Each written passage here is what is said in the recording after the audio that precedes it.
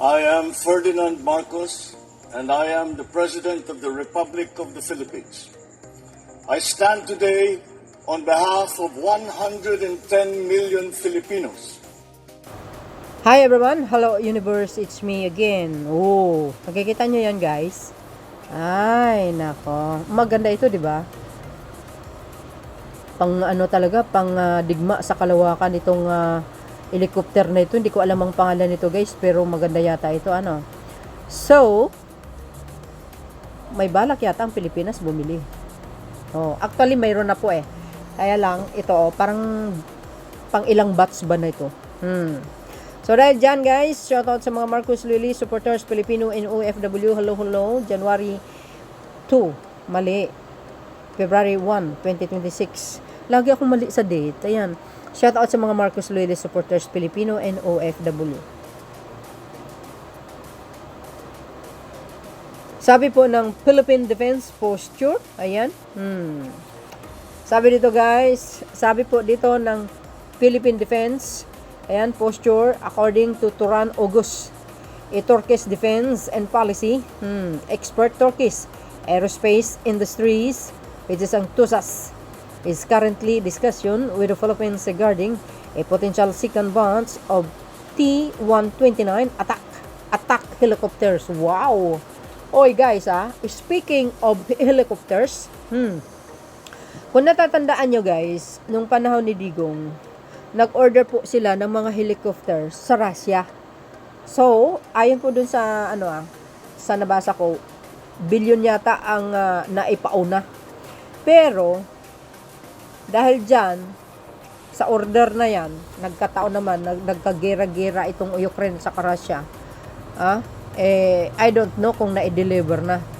Pero, ayon po dun sa nabasa ko, hanggang ngayon, wala pa. Sayang naman.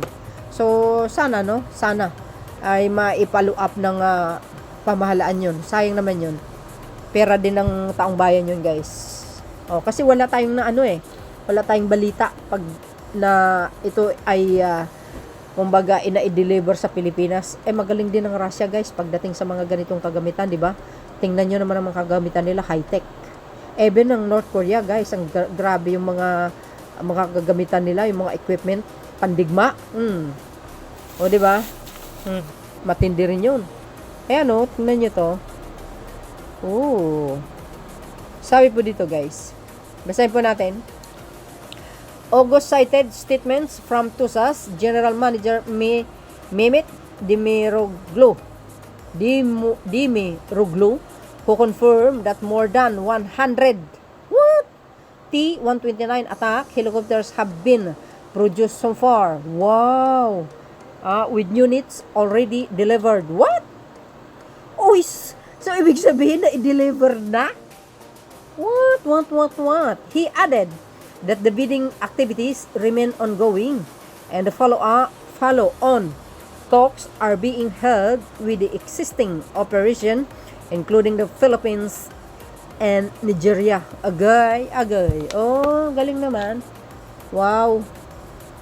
Ganda to So, ibig sabihin, mayroong na-deliver. Ang dami rin pala na umorder sa kanila already delivered. He added that bidding activities remain ongoing and the follow-up talks are being held with existing operation, including the Philippines and Nigeria. Oh, talaga? So, ibig sabihin, talagang di kalidad ang kanilang gawa sa Turkey. Turkish naman ito, guys, maganda din ang kanilang kagamitan, mga kababayan. Not only the Philippines, but also Nigeria. Talaga namang nag-order sila, Sabi dito, guys, sa mga na nagko-comment.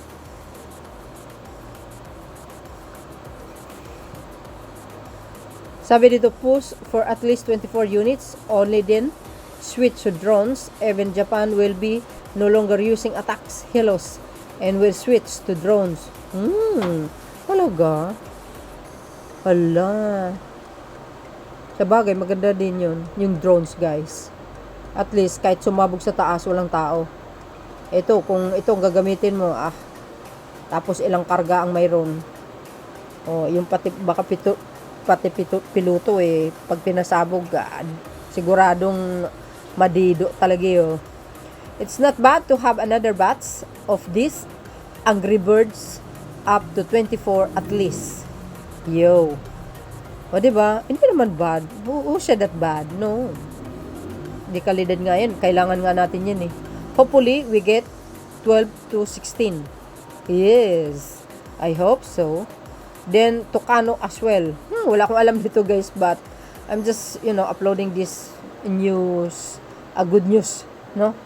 Na kailangan din naman talaga natin yan para magpapatrol sa area ng Ayungin Shoal.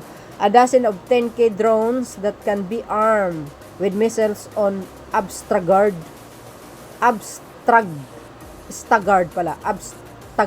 bases. Yo. O, diba? Close air support. Ito dapat yung madami eh. Kaso, ang bagal mag-decide. Naku, sir. Hindi naman po yan eh. Hindi naman 4K mag-usap ka ngayon. Tapos bukas bilhin mo. Proseso po yan, sir. Ikaw naman. Don't be atat-atat. Okay? Just relax lang. Ang pamahalaan ng bahala dyan at saka yung sandatang lakas. At saka Philippine Marine. Parang tutubi. Parang tutubi yung helicopter. Oo nga. Parang tutubi nga. Dapat ang pangalan niyan, tutubi helicopter eh. Ay, additional 12 attack helicopter, yes. So, ibig sabihin, mayroon na i-deliver pala. No, hindi lang Pilipinas nga, pati ibang bansa nabanggit, di ba? Push at least 5 squadron. Malay natin guys, baka sobra pa ang o-orderin, di ba? Who knows? Okay yan, mga Black Hawk, kasi utility lang. Unwinnable. Mayroon na tayo, di ba? Mayroon tayong dyan guys. Tawag dito, mayroon tayong upload videos. Sana aabot sa 50 units, meron tayo ganyan ang AFP. For sure yan, for sure. Or kahit 65 units para kahit ang Army at Marines may sariling attack helicopter na ganyan sa mga center of station na mga kampo. Tama. I think guys, no, tama naman yung sinabi niya. Maganda yung suggestion niya.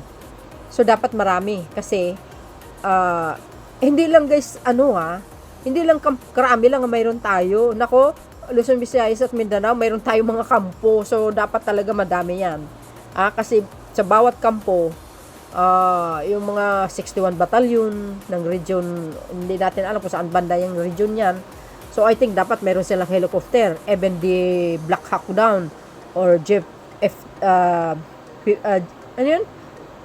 F-16 jet. Dapat mayroon, yan eh. Yung bawat kampo sa buong Pilipinas, mayroon sila dapat eh. Kompleto dapat yung mga kagamitan. 'Di ba sabi ko, kung ang ginagawa ng ibang administration, ganyan sana magtambak sila, hindi tayo nahihirapan. 'Di ba? Para nang sa ganun, every administration dapat mayroon din silang mga memories or remembrance na sa kanilang admin nakabili sila ng maraming helicopter, maraming barko, 'di ba? Hanggang makumpleto natin na mapantayan natin itong China. Sa totoo lang guys, grabe no. O mukha pa lang katakot na. Nakakatakot talaga 'yan. Ang daming kargang bala left and right. At yan matindi yan pag umatake guys. O kala mo, alam na alam ko Pero guys, napanood ko kasi yung ganyang klaseng helicopter. I thought you said you'd only shop from Korea. Guess that loyalty didn't last long. Ikaw naman, no? Well, anyway. More of this monster Firefly. Firefly. Kasi parang Firefly nga. Diba? Philippines Air Force, yes. Importante po yan. Ay, nako. Kaya nga, sabi ko sa inyo, bibigyan nga natin ng mahabang termino si PBBM. Tingnan nyo. Maniwala kayo. Oo. Maniwala kayo. Tingnan natin. Pag hindi makumpleto yan. So, yun guys. Ano po ang masasabi nyo? Ito yung mga kababayan natin. Nagsasuggest talaga sila. For sure, may alam sila eh. Ayan nakakatakot talaga yan. Ilang mga missile ang karga niyan. Ano ba tawag dyan? Yung mga bala yata yan. Talagang nagtaratatatat yan sa ibabaw, Oo nga, no? Parang ano, butterfly. Oo, parang grasshopper. Sa akin naman, parang grasshopper. Tingnan yung itsura niya, oh. Di ba? Oo. Baka kinopya sa grasshopper ito, guys. Oo. Ayan, oh. Oo. Oh. See? See? Ganda, no? Nakakatakot nga. O, para sa mga ano yan. Para sa mga bandido na laging lumalaban sa mga military natin dyan, sa mga kabundukan. Kailangan natin yan para sa mga NPA. Para ratratin. O, di ba? Pag lumaban sila. Pag lumaban, guys, pero pag magtaas naman sila ng kamay nila, wag naman naratratin. Hulihin na lang at pusasin. So, yun guys, ang aking pinaka-latest updates. In-updates ko lang sa inyo. Alam mo naman, ako. Thank you guys for watching. See you again on my next upload. Bye and baboos.